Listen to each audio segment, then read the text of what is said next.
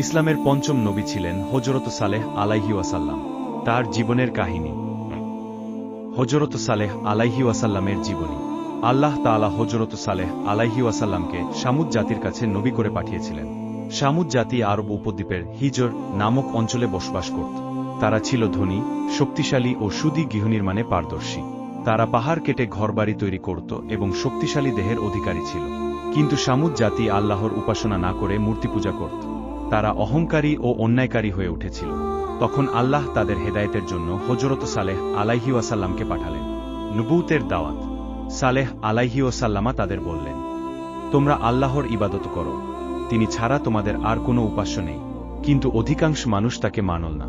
তারা বলল, তুমি তো আমাদেরই একজন, আমরা কেন তোমাকে নবী হিসেবে মানব? আল্লাহর নিদর্শন, উষ্ট্রির কাহিনী।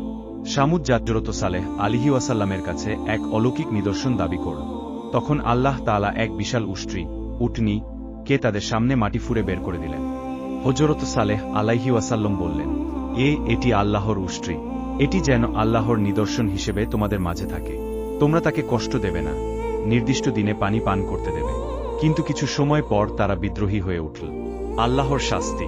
হযরত সালেহ আলাইহি ওয়াসাল্লাম তাদের সতর্ক করে দিলেন, তোমরা 3 দিন ভোগ করো, তারপর আল্লাহর শাস্তি আসবে।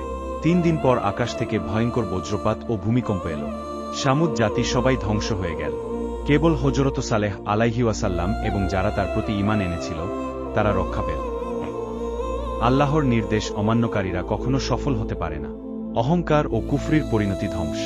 যারা নবীদের অনুসরণ করে আল্লাহ তাদের রক্ষা করেন। সুতরাং হযরত সালেহ আলাইহি ওয়াসাল্লামের জীবন আমাদের শেখায় যে আল্লাহর প্রতি একনিষ্ঠভাবে ঈমান রাখা এবং নবীদের অনুসরণ করা অত্যন্ত জরুরি।